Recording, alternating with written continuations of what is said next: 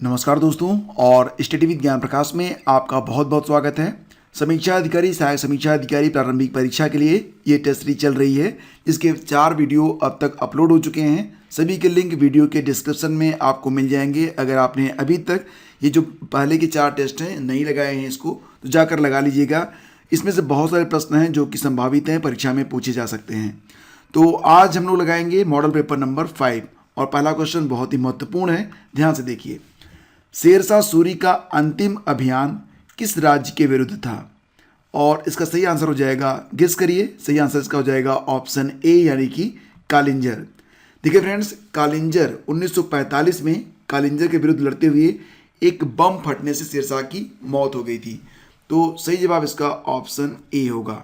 अगला क्वेश्चन, छत्रपति शिवाजी से संबंधित निम्नलिखित घटनाओं को कालक्रमानुसार व्यवस्थित करिए और नीचे दिए गए कूट से सही उत्तर का चयन कीजिए। चाकन के किले पर विजय, अफजल खां प्रकरण, मुगलों से मतभेद और सूरत पर आक्रमण और सूरत को लूटना। ये 4 घटनाएं हैं, इनको सही क्रम में आपको लगाना है कालक्रमानुसार और इसका सही आंसर हो जाएगा फ्रेंड्स ऑप्शन ए। तो चाकन, पुरंदर और सूपा पर विजय 1656 तक शिवाजी प्राप्त कर चुके थे। 1656 तक। 1657 में उनका मुगलों से मतभेद शुरू हुआ और 1659 में अफजल खान का प्रकरण हुआ था, जिसमें आपको पता होगा कि बघनक नामक अस्त्र का प्रयोग करके अफजल खान को शिवाजी ने मार डाला था। और 1664 में सूरत वाला जो प्रकरण था, यानी कि सूरत पर आक्रमण और उसको लूटने वाला प्रकरण, ये 1664 में हुआ। तो सही क्रम इसका होगा 1, 3, 2 और 4। निम्नलिखित में कौन सी मुद्रा छत्रपति शिवाजी के राज्य में प्रचलित रजत मुद्रा नहीं थी? मतलब कौन सी ऐसी मुद्रा है रुपया, लारी, टका और रुका में जो कि रजत मुद्रा नहीं थी, चांदी की मुद्रा नहीं थी और छत्रपति शिवाजी के राज्य में ये प्रचलित थी? इसका आंसर हो जाएगा विकल्प, जी हाँ दोस्तों, विकल्प ए यानी कि रुपया। लारी, टका जिसको असरफी भी कहते थे, रुक्का। और मराठा साम्राज्य में प्रचलित अन्य मुद्राएं कौन कौन सी थी? फनम, चक्रम, पातशाही होड़, निशानी होड़, तिरुका, पैसा, दाम इत्यादि। मराठा साम्राज्य में रजत मुद्रा के रूप में रुपए का जो प्रचलन था नहीं था, एक रुपया प्रचलन में था लेकिन वो एक रजत मुद्रा नहीं थी। आगे बढ़ते हैं। कश्मीर के शासक जैन उल आबिदीन का वास्तविक नाम क्या था? ये प्रश्न कई बार पूछा गया है यूपीपीएससी की परीक्षाओं में, तो प्रश्न बहुत ही इंपॉर्टेंट है। कश्मीर के शासक जैन उल आबिदीन का वास्तविक नाम था, क्या नाम था? शाही खां, यानी कि विकल्प डी इसका सही है। देखिए फ्रेंड्स, जैन उल आबिदीन कश्मीर का एक ऐसा शासक जिस पर कई सारे प्रश्न बनते हैं। तो सभी फैक्ट मैं आपको बताऊंगा, ध्यान से देखिए। सबसे पहले याद रखिएगा कि कश्मीर का शासक जैनुल आबिदीन 1420 से लेकर 1470 तक ये कश्मीर का शासक रहा। वास्तविक नाम शाही खां था। उसे वुड शाह नाम से भी जाना जाता था। उदार नीतियों के कारण उसे कश्मीर का अकबर कहा जाता था। तो अगर प्रश्न आएगा कि कश्मीर का अकबर कहा जाता था किसे, तो जैन उल आबिदीन यानी कि शाही खां को। और मूल नियंत्रण के कारण उसे कश्मीर का अलाउद्दीन भी कहा जाता था। तो दोनों उपाधियां किसकी हैं? जैन उल आबिदीन की हैं। राजतरंगिणी और महाभारत का फारसी अनुवाद भी किसने करवाया था? जैन उल आबिदीन ने करवाया था। राजतरंगिणी कल्हड़ की रचना है। और कश्मीर के वूलर झील में जैना लंका नामक एक द्वीप भी बनवाया था, किसने? जैन उल आबिदीन ने। शिकायत नामा नामक ग्रंथ उसने खुद लिखा था। तो कई सारे इंपॉर्टेंट फैक्ट हैं जैन उल आबिदीन से संबंधित, कोई भी एग्जाम में आ सकता है। आपको सभी फैक्ट को रट लेना है, याद रखना है। और हाँ, आपको बता दें कि लेक्चर की पीडीएफ अगर आप डाउनलोड करना चाहते हैं तो वीडियो का डिस्क्रिप्शन चेक कर लेना, वहाँ पर आपको लिंक मिल जाएगा।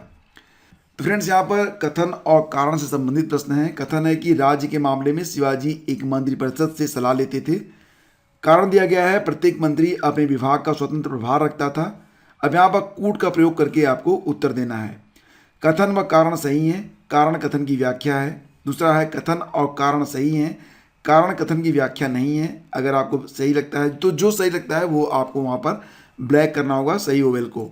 और इसका सही उत्तर हो जाएगा फ्रेंड्स ऑप्शन सी। तो शिवाजी की मंत्रिपरिषद का नाम अष्टप्रधान था, ये तो आप जानते ही हैं। लेकिन प्रत्येक मंत्री अपने विभाग का स्वतंत्र प्रभार नहीं रखता था, वह शिवाजी के सचिव के रूप में काम करता था। तो यहाँ पर कथन सही है लेकिन कारण गलत है, तो आपका उत्तर हो जाएगा विकल्प सी। आगे बढ़ते हैं। निम्न में से किस राजवंश के अंतर्गत विजारत का चरमोत्कर्ष हुआ था। विजारत का चरमोत्कर्ष किस राजवंश के अंतर्गत हुआ? और इसका आंसर हो जाएगा ऑप्शन, जी हाँ फ्रेंड्स, ऑप्शन सी यानी कि तुगलक वंश। तो विजारत का स्वर्णकाल तुगलक वंश के शासनकाल में आया, जब गयासुद्दीन तुगलक विचार विमर्श हेतु भूतपूर्व चारों वजीरों को आमंत्रित करने लगा था। फिरोज तुगलक का समय तो ऐसा समय था जब उसके शासनकाल में वजीर ही सब कुछ बन गया था। तो विजारत का चरमोत्कर्ष कब हुआ था? तुगलक वंश में। विकल्प सी इसका सही है। यह बताओ कि रणजीत सिंह किस मिसल से संबंधित थे? यह प्रश्न अभी हाल ही में असिस्टेंट प्रोफेसर परीक्षा में भी पूछा गया था, तो प्रश्न बहुत ही महत्वपूर्ण है और इसका उत्तर याद रखना, सुकेर चकिया मिसल। तो ऑप्शन ए इसका यहाँ पर करेक्ट है। देखिए फ्रेंड्स, गद्दी पर बैठने के बाद रणजीत सिंह ने धीरे धीरे 12 मिसलों को अपने राज्य में शामिल करके एक बड़े राज्य की स्थापना की थी। तो सही जवाब इसका ऑप्शन ए होगा। अगला क्वेश्चन, अकबर के दरबार में निम्नलिखित में से कौन से 2 पुर्तगाली पादरी उपस्थित हुए थे? बहुत इंपॉर्टेंट क्वेश्चन। 2 पुर्तगाली पादरी जिनके नाम आपको बताने हैं जो आए थे अकबर के दरबार में, तो इनके नाम थे अक्वावीवा और मांसेरोट, यानी कि विकल्प सी आपका यहाँ पर करेक्ट है। देखिए फ्रेंड्स, अकबर के निमंत्रण पर पुर्तगालियों द्वारा 2 पादरी अक्वावीवा और मांसेरोट को अकबर के दरबार में बुलाया गया था। इबादत खाना में विभिन्न धर्मों के धर्माचार्यों से चर्चा करने के उद्देश्य से अकबर ने इन्हें बुलाया था। तो अक्वावीवा और मांसेरोट ये 2 पुर्तगाली पादरी थे जो कि अकबर के दरबार में आए थे। सही जवाब इसका ऑप्शन सी हुआ। आगे बढ़ते हैं। बताओ कि कौन सा सही सुमेलित नहीं है? Lord Irwin, Simon commission, Lord Chelmsford, Rowlatt act, Lord Dalhousie, Wood dispatch, Lord Northbrook, पहली जनगणना। तो फ्रेंड्स, यहाँ पर सही जवाब इसका हो जाएगा ऑप्शन डी। आपको पता है पहली जनगणना भारत में कब शुरू हुई थी? लॉर्ड मेयो के समय में 1872 में, और नियमित जनगणना शुरू हुई लॉर्ड रिपन के समय में 1881 से। हर 10 वर्ष पर यह जनगणना करवाई जाती है, 10 वर्ष पर, तब से प्रतिवर्ष करवाई जाती है। तो सही जवाब इसका होगा ऑप्शन डी, जो कि सही सुमेलित नहीं है। निम्न कथनों पर विचार करिए। नील विद्रोह की पहली घटना नादिया जिले में हुई थी। क्या यह कथन सही है? हाँ। नील विद्रोह को बंगाल के बुद्धिजीवियों, प्रचार माध्यमों, छोटे जमींदारों का भी सहयोग प्राप्त हुआ था। ये कथन भी सही है। नील बागान मालिकों के अत्याचार का बृहद चित्रण हरिश्चंद्र मुखर्जी ने अपने नाटक नील दर्पण में किया है। तो ये कथन गलत है। नील दर्पण किसने लिखा है? दीनबंधु मित्रा ने लिखा है। जबकि चौथा कथन, नील विद्रोह भारतीय किसानों का पहला सफल विद्रोह था, ये सही है। तो यहाँ पर ये जो कथन सी है ये गलत है और यही आपका उत्तर बन जाएगा। नील दर्पण जो है ये किसकी मतलब रचना है? तो ये दीनबंधु मित्रा ने लिखी है। स्ट्रेची आयोग का संबंध किससे था? ये प्रश्न मैं दोबारा आपसे पूछ रहा हूँ और ये प्रश्न मैंने शामिल किया था टेस्ट सीरीज नंबर 1 में। तो बताओ स्ट्रेची आयोग का संबंध किससे था? तो दोस्तों इसका संबंध था अकाल से। और अगर एग्जाम में आ गया कि स्ट्रेची आयोग का गठन किसके शासनकाल में हुआ या किसने किया, तब इसका उत्तर हो जाएगा लॉर्ड लिट्टन। इसको भी आप याद रखना। निम्नलिखित में से कौन सा गुप्तकालीन मंदिर उत्तर प्रदेश में स्थित है? तो गुप्तकालीन मंदिर है और उत्तर प्रदेश में स्थित है। उदयगिरी का विष्णु मंदिर, तिगवा का विष्णु मंदिर, भूमरा का शिव मंदिर। ये तीनों मंदिर कहाँ पर फ्रेंड्स? तो तीनों के तीनों मंदिर आपको मिलेंगे मध्य प्रदेश में। जबकि देवगढ़ का दशावतार मंदिर ये गुप्तकालीन मंदिर है जो कि उत्तर प्रदेश में है। तो उत्तर प्रदेश में कहाँ पर है ये? तो अगर आप ललितपुर जाएंगे तब आपको मिलेगा ये दशावतार मंदिर। बहुत ही शानदार मंदिर है और ये भी याद रखना कि यह 12 मीटर ऊंची एक शिला को काटकर बनाया गया है और भारतीय मंदिर निर्माण में शिखर का प्रयोग करके ये मंदिर बनाया गया है और ये इसका पहला उदाहरण है। तो सही जवाब ऑप्शन डी हुआ। ये बताओ कि 6ठी शताब्दी में आयुर्वेद के प्रसिद्ध ग्रंथ अष्टांग हृदय की रचना किसने की थी? प्रश्न बहुत ही महत्वपूर्ण है और इसका उत्तर होना चाहिए, क्या होना चाहिए? जी हाँ दोस्तों, ऑप्शन सी वाग्भट ने लिखी है अष्टांग हृदय। और धन्वंतरि का नाम भी बहुत ही महत्वपूर्ण है। कई बार प्रश्न आता है कि धन्वंतरि किसके दरबार में रहते थे, तब इसका उत्तर हो जाएगा चंद्रगुप्त विक्रमादित्य के दरबार में। नागार्जुन के बारे में भी आपको पता होना चाहिए। नागार्जुन जो कि एक प्रसिद्ध रसायन शास्त्री थे और इन्होंने कहा था कि जो धातुएं हैं सोना, चांदी, तांबा और लोहा आदि, इनके प्रयोग से कई सारे रोगों का इलाज हो सकता है। हाथी गुम्फा अभिलेख किस धर्म से संबंधित है? तो फ्रेंड्स हाथी गुम्फा अभिलेख जो है ये जैन धर्म से संबंधित है। सही जवाब इसका ऑप्शन बी होगा। और बौद्ध धर्म के विषय में कौन सा कथन सही नहीं है? तो बताओ। निर्वाण प्राप्ति को मानव जीवन का परम लक्ष्य बताया गया है। कथन बिल्कुल सही है। बौद्ध धर्म ने वर्ण व्यवस्था और जाति व्यवस्था का विरोध किया है। कथन ये भी सही है। बौद्ध धर्म पुनर्जन्म में विश्वास नहीं करता है। ये कथन गलत है। बौद्ध धर्म पुनर्जन्म में विश्वास करता है, और जबकि बौद्ध धर्म में ईश्वर के स्थान पर मानव प्रतिष्ठा पर बल दिया गया है। तो ए, बी और डी सही हैं। सी यहाँ पर गलत है। बौद्ध धर्म जो है वो पुनर्जन्म में विश्वास करता है, जबकि आत्मा में विश्वास नहीं करता है। तो बौद्ध धर्म आत्मा की परिकल्पना नहीं करता है, जबकि पुनर्जन्म को मान्यता देता है। इस फैक्ट को, इस पॉइंट को बिल्कुल रट लेना, ये बहुत ही इंपॉर्टेंट है।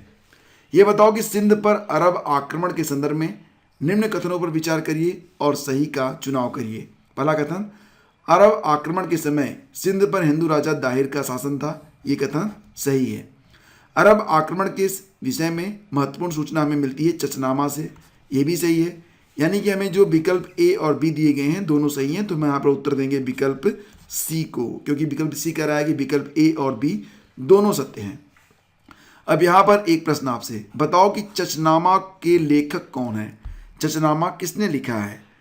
तो इसका उत्तर क्या हो जाएगा? देखिए फ्रेंड्स, चचनामा के लेखक है अली अहमद, और चचनामा जो है ये अरबी भाषा में लिखा गया था। नासिरुद्दीन कवाचा के समय इसका फारसी अनुवाद हुआ, और इसका फारसी अनुवाद किया गया अली बिन बफ कूफी के द्वारा। अली बिन बफ कूफी के द्वारा। आगे बढ़ते हैं। अशोक के अभिलेखों के संबंध में निम्न कथनों पर विचार करें। अशोक के अभिलेखों को 5 श्रेणियों में बांटा गया है। कथन सही है। दूसरे और 7वें अभिलेख में धम्म की व्याख्या, ये कथन भी सही है। 11वें शिलालेख में अशोक की धार्मिक सहिष्णुता की नीति का वर्णन है। ये कथन गलत है। 11वें शिलालेख में नहीं, बल्कि 12वें शिलालेख में अशोक की धार्मिक सहिष्णुता का वर्णन मिलता है। तब इसका उत्तर क्या हो जाएगा? एक और बी, मतलब ए और बी सही है, तो विकल्प एक आपका यहाँ पर करेक्ट है। आगे बढ़ते हैं फ्रेंड्स। और हाँ, आपको ये बता दें कि जो अशोक के अभिलेख हैं जो 5 श्रेणी में बांटे गए हैं वो हैं दीर्घ शिलालेख, लघु शिलालेख, पृथक शिलालेख, दीर्घ स्तंभ शिलालेख और लघु स्तंभ शिलालेख। ठीक, फिर से देखिए, दीर्घ शिलालेख, लघु शिलालेख, पृथक शिलालेख, दीर्घ स्तंभ शिलालेख और लघु स्तंभ शिलालेख। ठीक है, चलो आगे बढ़ते हैं। भारत पर मध्य एशियाई आक्रमणों का सही कालानुक्रम क्या है? तो मध्य एशियाई आक्रमण हुए थे भारत पर, आपको पता ही है। तो किस क्रम में हुए थे? सबसे पहले हुआ था यूनानी, फिर शक, फिर पहलव और फिर कुषाण। यानी कि विकल्प ए आपका यहाँ पर करेक्ट है। सबसे पहले यूनानियों ने आक्रमण किया, देन आफ्टर शकों ने किया, फिर पहलव आए और फिर कुषाण आए थे।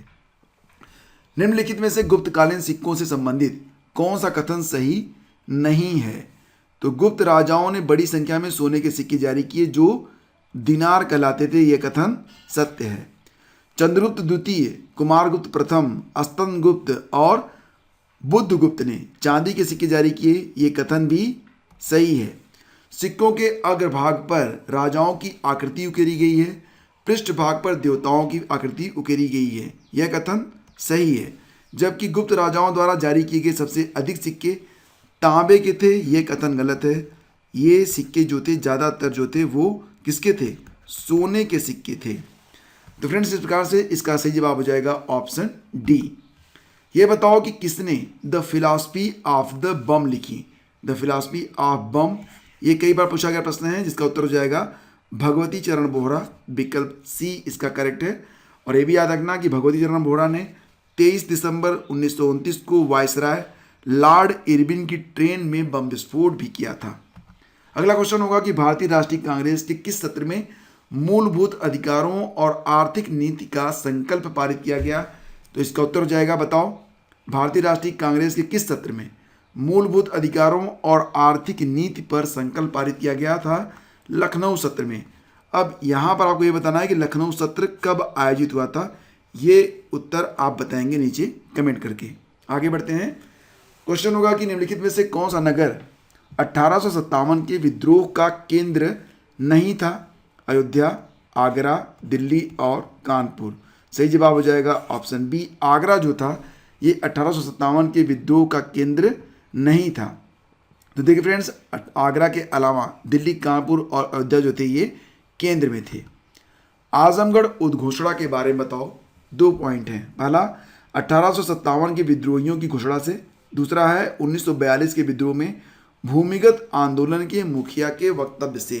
तो फ्रेंड्स सही जवाब इसका ऑप्शन बी है, यानी कि केवल दूसरा विकल्प सही है। 1942 को विद्रोह में भूमिगत आंदोलन के मुखिया के वक्तव्य से जुड़ा हुआ है आजमगढ़ का उद्घोषणा। इसमें क्या कहा गया था? कहा गया था कि हिंदू मुस्लिम साथ साथ प्रेम से रहें। ठीक है, आगे बढ़ते हैं।